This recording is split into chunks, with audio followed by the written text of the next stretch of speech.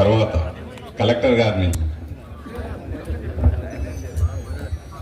దాంట్లో టీఎస్ఎస్పీ హైదరాబాద్ నుంచి టీఎస్ఎస్పీ పెట్టాలని కూడా మనకి ఇవాళ రిపోర్ట్ చేయడం జరిగింది. అదేవిధంగా మహిళలకు ఇంకా రక్షణ కలిగించే విధంగా ప్రత్యేక షీ టీమ్స్ ఏర్పాటు చేస్తున్నాము.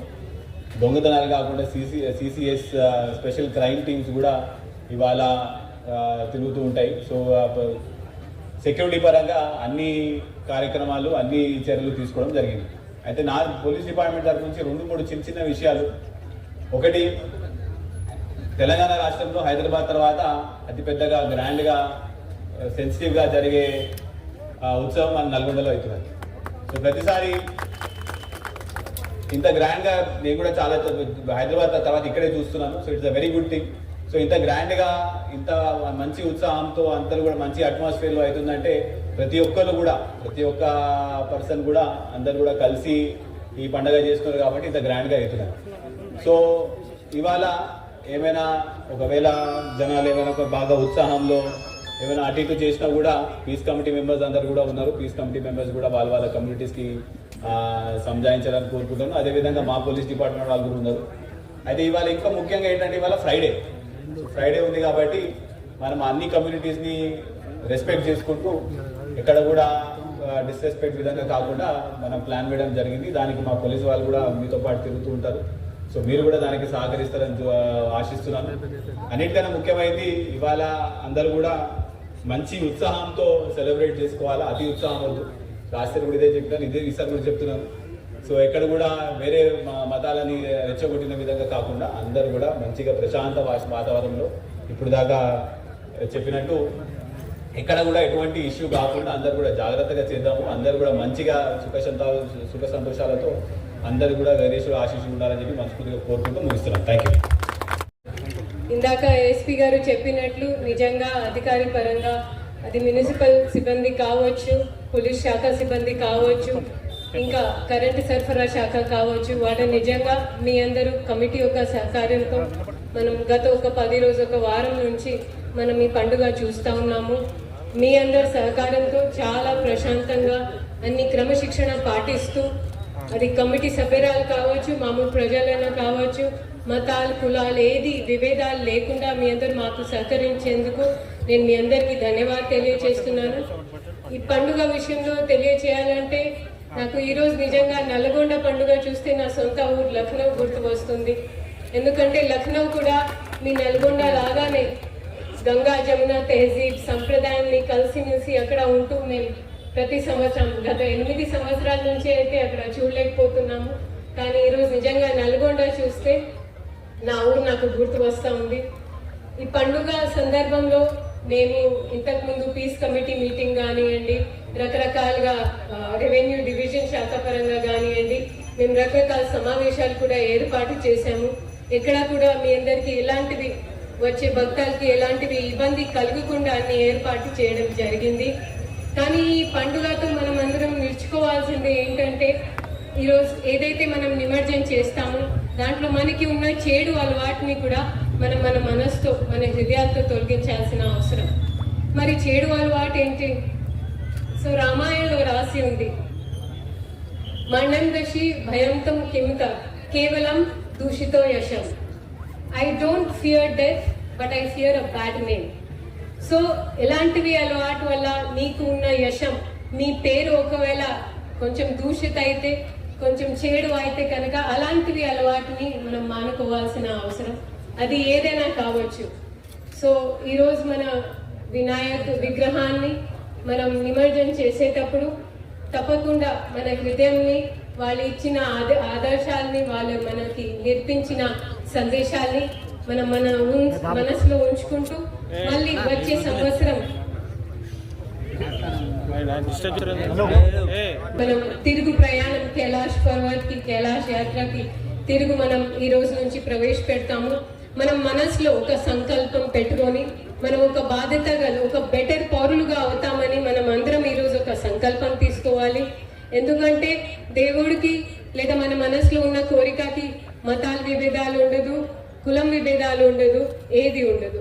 మీ అందరు మళ్ళీ మాకు మా జిల్లా పరిపాలనకి అంత సహకారం ఇచ్చినందుకు మీ అందరికి మళ్ళీ ధన్యవాదాలు తెలియజేస్తూ ఈ పండుగ శుభాకాంక్షలు తెలియజేస్తూ ముగిస్తుంది. అన్ని విఘ్నాలు దిగులిపోయి మీరు మీ కుటుంబ సభ్యులు మన నల్గొండ పట్టణమే కాదు, నల్గొండ జిల్లానే కాదు, యావత్ తెలంగాణ, యావత్ దేశం బాగుండాలని అందరం కూడా గణేష్ని ప్రార్థిస్తూ జరిగేది. అప్పుడు ఆ ఏరియాలో గత 25-30 సంవత్సరాలుగా ఎలాంటి ఘర్షణలు లేవు మన తెలంగాణ ప్రాంతంలో, తెలంగాణ రాష్ట్రంలో. కానీ నల్గొండ అలాంటి ప్రాంతం నుంచి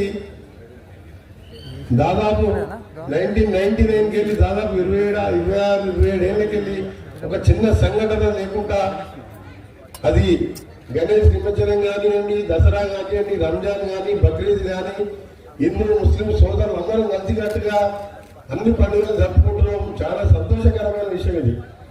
ఏ ఒక్క ఇన్సిడెంట్ కూడా కాకుండా ఎక్కడ మనం హిందూ ముస్లిం సోదరులు అందరం అన్నదమ్ముల్లాగా కలిసి ఉండి పండుగలు చేసుకుంటున్నాం.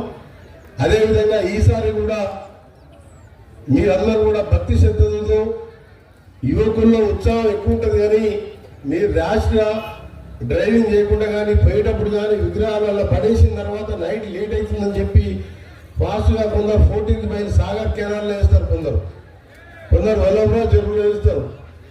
అందుకనే మీ అందరికీ కూడా నాకు ప్రత్యేకంగా విజ్ఞప్తి ఏంటంటే, నాకు ఒక సంఘటన జ్ఞాపకం ఉంది. మధ్యలో 10-15 సంవత్సరాల క్రితం యాక్సిడెంట్ అయ్యి 2 యువకులు చనిపోవడం, 2 పిల్లలు కోమాలో ఉంటే వాళ్ళని యశోద హాస్పిటల్ నేనే తీసుకెళ్లి వారం రోజులు హాస్పిటల్లో ఉండి వాళ్ళని బతికించుకోవడం జరిగింది. అప్పటికెళ్ళి నాకు అదే భయం అనిపిస్తుంది. ఏ చిన్న యాక్సిడెంట్లు అవుతుంటాయి, కానీ మీరు మీ తల్లిదండ్రులు ఎంతో ఆశ పెట్టుకుంటారు మీ యువకుల మీద. పండుగలు చేసుకోవాలి కదా, మనం అతి ఉత్సాహంగా మీరు ఎలాంటి లేకుండా ఈరోజు భక్తి శ్రద్ధలతో మీరు పండుగ నిర్వహించుకోవాలని మీకు సూచిస్తూ, అలాగే నల్గొండ పట్టణంలో కూడా హిందువులకు సంబంధించి కానీ, ముస్లింలకు సంబంధించి కానీ, మా ప్రభుత్వంలో రాబో కాలంలో కానీ, ఇప్పుడు కానివ్వండి, తప్పకుండా అందరినీ కలుపుకొని ముందుకు పోతామని ఈరోజు ఇక్కడ మొన్న వచ్చిన ఈ సంఘటన గురించి కృష్ణయ్య గారు చెప్పారు. నేను 2004లో కాంగ్రెస్ ప్రభుత్వం రాజశేఖర రెడ్డి గారు ముఖ్యమంత్రిగా ఉన్నప్పుడు, నేను ఎమ్మెల్యేగా ఉన్నప్పుడు పెద్ద ఇష్యూ చేసింది దీని గురించి. అప్పుడు ఈ విగ్రహం, మొదటి విగ్రహం మనం ఈ రోడ్డు మీద పెట్టుకునే వాళ్ళం. హిందూ ముస్లింల మధ్య కొద్దిగా ఈ ల్యాండ్ గురించి ఇష్యూ వచ్చింది. ఇప్పుడు అందరం ముస్లిం పెద్దలు మనం కూర్చొని మాట్లాడుకొని మనం ఇక్కడ వీళ్ళకి ఇక్కడ అలాట్ చేస్తూ కలెక్టర్ ఆఫీస్ పక్కన 8 ఎకరాల భూమిని అలాట్ చేయడం జరిగింది. మీకు అప్పుడు అలాట్ చేసి ప్రశాంతంగా ఈరోజు మంచిగా గ్రౌండ్లో చేసుకుంటున్నాం. రోడ్డు మీద చిన్నగా ఒక 50-100 మంది కూడా వచ్చేవాళ్ళు కాదు. ఈరోజు ఇంత పెద్ద ఎత్తున బాలాపూర్లో ఏ విధంగా మొదటి విగ్రహం తీస్తామో మనం కూడా అక్కడ చేసే విధంగా పర్మనెంట్ గా షెడ్ కూడా నేనే వేయించాను అక్కడ. అందుకనే మీ అందరికి కూడా మనం కూడా చిన్న సంఘటన పొరపాటు జరిగింది, దానికి సంబంధించి మీకు ఒక నిమిషం, ఎందుకంటే దాని గురించి నేను ఎప్పుడు మాట్లాడలే. కలెక్టర్ గారే డీల్ చేసిండు, కలెక్టర్ గారే సెటిల్ చేసిన దాన్ని ఆఫీసర్లతో మాట్లాడి, అది లతీఫ్ సాబ్ గుట్ట కానీ, బ్రహ్మం గారి గుట్ట కానీ, నేను మొదటిసారి ఎమ్మెల్యే అయినప్పటికీ చూస్తున్నప్పుడు టీడీపీ గవర్నమెంట్ ఉండే 3 కోట్ల ఘాట్ రోడ్ శాంక్షన్ అయింది లతీఫ్ సాబ్ గుట్టకు. పెద్దవాళ్ళు అందరూ కూడా 5-6 లక్షల మంది వస్తారు. ఆ 1 మంత్ జరుగుతుంది ఆ జాతర. లతీఫ్ సాబ్ జాతర అంటే 4 రోజులు నడుస్తుంటది. పెద్దవాళ్ళు ఎక్కిపోతున్నారు సార్, మెట్లు కూడా లేవు, ఆ పరిస్థితుల్లో ఉండే ఆ గుట్ట. ఆ తర్వాత మెట్లు నేనే కట్టించిన, పైకి వాటర్ పైప్ లైన్ వేయించిన, ప్రభుత్వంలో నేను. కానీ అప్పుడున్న మాధవరెడ్డి గారు, చనిపోయిన మాధవరెడ్డి గారు 3 కోట్లు పెట్టి ఘాట్ రోడ్ వేపిస్తా అని చెప్పి నాకు ఇప్పటికి కూడా వారం ఆ రోజు జాతరలో మనం లతీఫ్ సాబ్ జాతరలో ప్రకటించడం జరిగింది. దాన్ని జ్ఞాపకం పెట్టుకొని మనసులో ఎప్పటికైనా పెద్దవాళ్ళకు కూడా దర్గాన్ని దర్శించుకునే అవకాశం కల్పించాలి. ఇక్కడ బ్రహ్మంగారి మఠం అంటే ఇక్కడ ఉండే హిందువులకు కానీ పెద్ద మనుషులు అందరికి కూడా అది పైకి ఎక్కలేకపోతున్నాను. నేనే కొన్నిసార్లు ఎక్కితే కానీ నాకే ఇబ్బంది అనిపించింది.